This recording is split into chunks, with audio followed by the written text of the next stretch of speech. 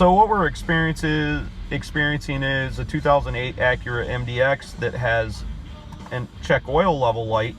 Now, I don't think there's two sensors for this. I believe there's only one. And at an idle, you're going to have an oil light, and then if you get it above 2,000 RPMs, it goes away. Now, I've been driving this vehicle for approximately 1,000 miles. I haven't had too much trouble with it. I don't have any like ticking or knocking or anything like that.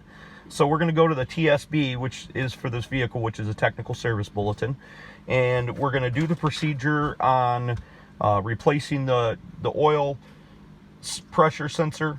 And I'm going to show you what the differences is between the two oil pressure sensors that they call for, the R72 and the non-R72. So we'll take a look at that. Hey, good afternoon. This is Clay with Clay's AC and Auto Repair and Clay Motion here in Grand Rapids, Michigan. If you find this video helpful, subscribe, click the notification box, and share my videos. If you want to, you can leave me nice comments and like the video. I recommend you watch the whole video in this particular situation because I'm going to give you a lot of good information on this, more so than actually showing you how to do the repair. The repair is very, very simple. You just need to understand some things before you rush out and buy yourself an oil pressure sensor. Remember, you can't break what's already broken, and if anybody else can fix it, you can fix it too. So, if you want to reach out to me, you can hit me up on Clay's AC and Auto Repair on the Facebook. I'll try to answer your questions if I can. And when I have time to do it. I appreciate you guys very much. I hope you enjoy the video and the information that I give you in it. Okay, so first off, if you're experiencing the oil light problem, this is the TSB for it. I'm going to allow you hopefully the time to screenshot this. Kind of gives you an explanation of how to actually do it and what you're doing, but I'm going to explain to you why you're doing it and what I believe has happened in the situation that's going on. So basically what I think is happening here is when the vehicle is brand new, the vehicle probably operates at 70 or 80 pounds of pressure. This switch is designed to operate as low as, say, 50, 55 pounds of pressure. The vehicle over time, which any vehicle would have lower oil pressure.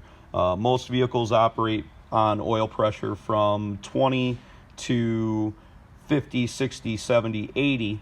And optimal operating pressure for just about any vehicle is probably going to be about 40 pounds PSI.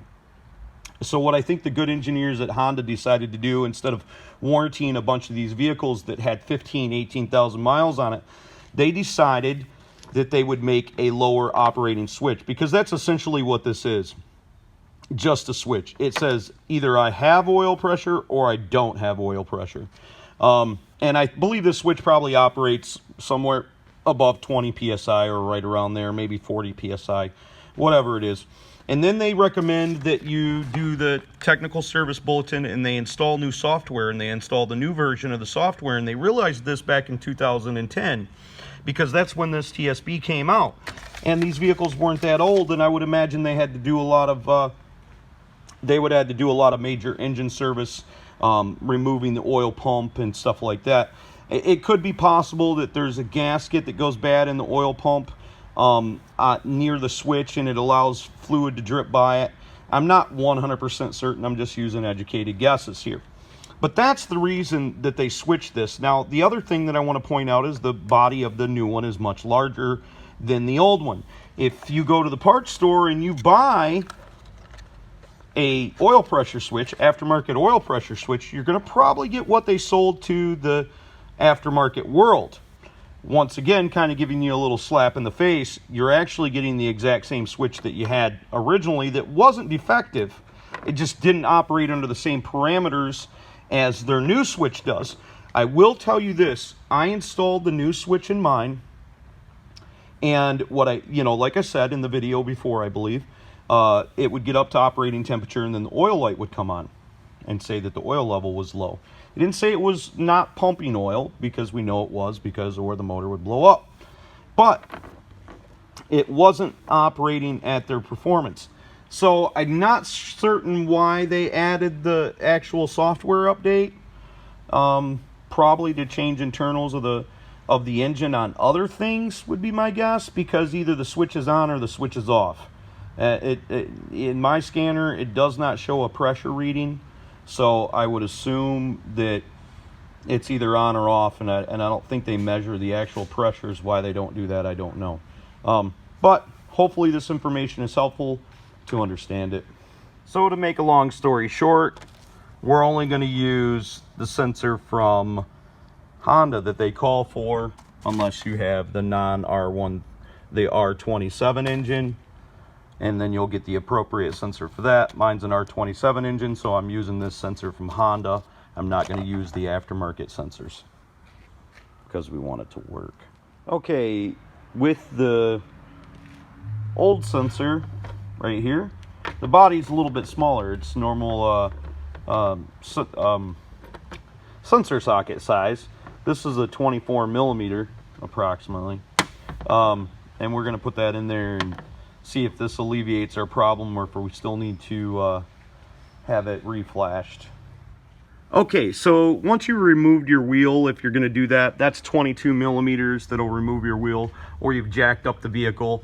Turn the steering wheel counterclockwise, and this switch right here is your coolant temperature switch, and then the other switch is right behind it, one where I got the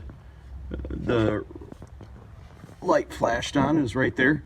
Now what you're going to do to remove these, and it's going to be the same procedure for both of these coolant and your oil pressure switch. You're going to squeeze down on the clip, push it down this way, and then pull it back while you're still squeezing the clip, and that's going to allow you to remove them simply. I had some wiring issues obviously, and we're going to have to fix that later.